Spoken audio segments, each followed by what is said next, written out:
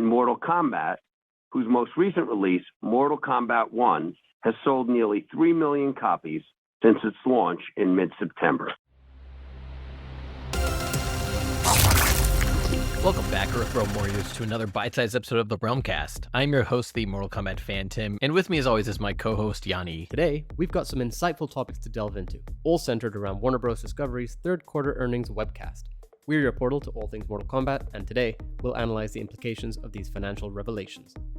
Have you ever wondered how the world of Mortal Kombat meets the cold calculating world of finances? Well, today, we'll take you deep into the maze of numbers and decisions that could reshape everything you know about Mortal Kombat. Not only Mortal Kombat the games, but also the movies and the rest of the franchise too.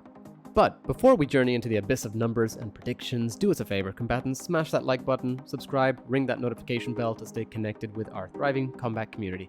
Your support powers our quest to uncover the secrets of the Mortal Kombat universe. Remember, we don't just talk, we listen. Your opinions, your thoughts, they drive our discussions. So, comment and reach out to us on social media because together, we get to discuss the destiny of Mortal Kombat.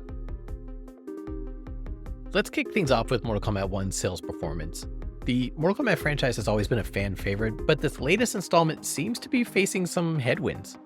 Mortal Kombat 11 sold over 5 million copies in its first 3 months, but Mortal Kombat 1 has moved only 3 million copies. So what's happening here? Several factors could contribute to this disparity. Fans have a keen memory of Mortal Kombat 11 and their experiences with it. Some were less than thrilled, citing a less than satisfying experience compared to its predecessor. That could make sense that if fans weren't happy with Mortal Kombat 11, then not as many fans want to pick up Mortal Kombat 1. I mean, the appeal of the franchise has always been this incredible gameplay and memorable characters, so if fans aren't happy, it's undoubtedly going to affect sales. Additionally, the Halloween fatality microtransaction in Mortal Kombat 1 has left many feeling that their beloved franchise is being exploited for quick cash grabs. It's understandable that this move, while possibly lucrative for WBD, doesn't sit well with the dedicated Mortal Kombat and general gaming community. Now, onto the controversy surrounding these microtransactions. WBD's CEO, David Zaslav, stated, "Our focus is on transforming our biggest franchises from largely console and PC-based with 3-4-year release schedules to include more always-on gameplay through live services, multi-platform, and free-to-play extensions, with the goal to have more players spending more time on more platforms. Transforming our biggest franchises from largely console and PC-based to include more always-on gameplay through live services." Always-on gameplay basically just means it's a freemium piece of software, kind of like mobile gaming or pay-to-play type gaming models. So what do you think about this move towards really what is essentially microtransactions and the live service model? Microtransactions have always been a hot button issue for gamers. We've seen it in Mortal Kombat X with easy fatalities, which at that time caused quite a bit of stir. Many felt like it cheapened the experience, making fatalities more about a financial transaction than mastering the game's mechanics. This only continued to grow throughout Mortal Kombat 11 and now has even gone into Mortal Kombat 1. So let's fast forward to the present, and WBD's doubling down on this idea. They've seemed to embrace it even further. They want you to pay more, to play more. A very mobile gameplay loop. The objective is clear. Drive engagement and monetization over longer cycles. Attempt to keep players' attention in the long term in bursts of content. We've actually gone into a lot of depth in how this has affected Mortal Kombat 1. Our most recent microtransaction episode goes into a lot of detail on that. And, there's been this constant controversy at the moment about Mortal Kombat's Halloween fatality and their upcoming Thanksgiving fatality. Microtransactions seem to be something that are very, very heavily put into Mortal Kombat 1. This has raised the eyebrows of Mortal Kombat fans. They're concerned that the series might lose its essence and become a playground for in-game purchases instead. Could this be a fatality for the heart of the game? Finally, let's talk about another thing that was mentioned during this Q3 earnings call. Something that actually could affect Mortal Kombat in other ways. Let's talk about the HBO Max's global expansion. Mortal Kombat Conquest made waves on the platform in the United States, but there's always been this question about the global audience. The international expansion opens up a world of possibilities for Mortal Kombat movies and the series. Mortal Kombat Conquest resurgence in the US suggests that there's an appetite for the franchise. But the question is, will it receive the same level of promotion and attention internationally? It's a valid concern, especially for fans who want more Mortal Kombat content and are requesting another season of Conquest even after 25 years. Just look at how positive the reception has been to the Mortal Kombat Legends universe. So that is the big question, really. Will it receive the same level of promotion and attention internationally? HBO Max's international expansion could be a game changer, depending on how it's handled. The Mortal Kombat movies have had their share of ups and downs, with fans and critics alike. Yeah, that's very true, but the global expansion could give them a fresh audience to try to impress.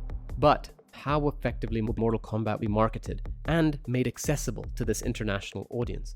Will Mortal Kombat Conquest, for example, as well as the movies, be prominently featured on the platform, or will they become lost in an endless sea of content? Now, let's dive into an aspect of the Mortal Kombat franchise that has had a significant impact: the SAG After Strike. For those of you who might not be aware, the Screen Actors Guild, American Federation of Television and Radio Artists, SAG-AFTRA, is the union representing actors, voice actors, and performers in the entertainment industry. The strike that followed had far-reaching consequences, including for Mortal Kombat. We've actually covered this topic in detail on our episode with Vic Chow, the voice behind Kenshi in Mortal Kombat 1. The strike, lasting a grueling 118 days, paralyzed the industry and had a profound impact on various aspects of production, including voice acting and motion capture for video games and movies. This strike hit at the worst possible time for Mortal Kombat fans. When the strike hit, Mortal Kombat was gearing up for its next big project, its cinematic universe's Mortal Kombat 2. But the strike, of course, caused a significant delay. The talented actors and performers who bring our favorite characters to life were out of action. This put the production on hold and left fans anxiously waiting for more bone-crushing battles and iconic fatalities. Producer Todd Garner has been keeping the fans as informed as possible with his communications during this period. And here's where the twist comes in. CEO David Zaslav, in the Q3 earnings call, made a bold statement. He mentioned that Warner Bros. Discovery was actively working to resolve the SAG After Strikes, and that they had made their last and final offer. This offer, according to Zaslav, meets most of the union's goals and includes the highest wage increase in 40 years. Zaslav's statements carried a lot of weight for the Mortal Kombat fans. The end of the SAG After Strike could mean the green light for Mortal Kombat 2 to continue in production and potentially the continuation of other projects related to the franchise. And as a delightful twist, just as we were preparing for this video, the breaking news came in. SAG-AFTRA and the studios have officially reached a tentative deal on a new 3-year contract. That's right, after 118 days of the Actors Guild being out on strike, they've reached an agreement that could see Hollywood up and running again within weeks. This is fantastic news for Mortal Kombat fans. Todd Garner, the producer for the new Mortal Kombat live-action movies as well as the upcoming sequel, even jumped in on this excitement. He announced, "We will let you know as soon as we start shooting," in reference to the Mortal Kombat 2 movie. The strike that put a temporary hold on our beloved franchise is now closer to being resolved, thanks to the dedication of the talented performers and the studios. Mortal Kombat 2 is back on the horizon, and fans can once again look forward to the epic battles and thrilling fatalities that define the series. So, fellow combatants, gear up because we are close to returning to the various realms of Mortal Kombat and the continuously growing lore. Keep your eyes peeled for more updates, because the excitement is real. It's happening. The future of Mortal Kombat hangs in the balance. There was a lot of Mortal Kombat subtext within Warner Bros. Discovery's Q3 financial call. We've laid it all out on the line for you. Sales, microtransactions, HBO Max's global expansion, the Halloween fatality microtransactions, and the end of the SAG After Strikes. It's true, the future of Mortal Kombat literally hangs in the balance right now. But remember, the Mortal Kombat community is an unstoppable force when it comes together. Your passion and dedication have carried the franchise through thick and thin. Your voice matters, and your feedback shapes the future of the series. So be sure to leave your feedback wherever you can, including on this video. And now, as we conclude this Sarkatan Bite-Size episode, remember, the combat continues, so stay tuned for more thrilling updates. Thank you for joining us today, combatants. We hope you found this discussion both enlightening and exciting. Until next time, keep your fingers crossed for the future of Mortal Kombat.